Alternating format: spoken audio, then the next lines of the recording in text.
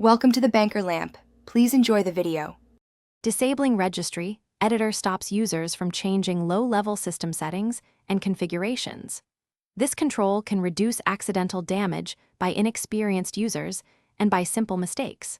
However, removing access also hides critical settings and makes troubleshooting harder for administrators.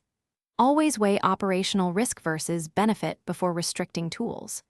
Consider logging and backup strategies first to preserve recovery options. If you decide to proceed, choose managed, reversible controls, and prefer managed alternatives such as group policy or parental controls to block risky actions.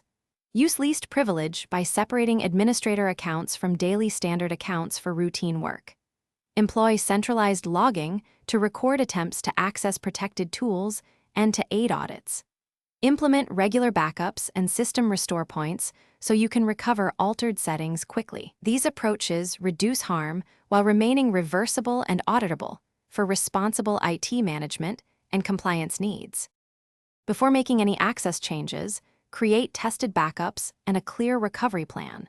Document who authorized the restriction and the precise process to reverse it when needed. Limit restrictions to specific timeframes and schedule reviews every 30 to 90 days to reassess necessity. Train administrators on recovery procedures and maintain an escrowed administrative account for emergencies. Follow least privilege principles and keep change logs to ensure accountability and rapid restoration of normal operations. Thanks for watching. If this was helpful, leave a like and consider subscribing. See you next time.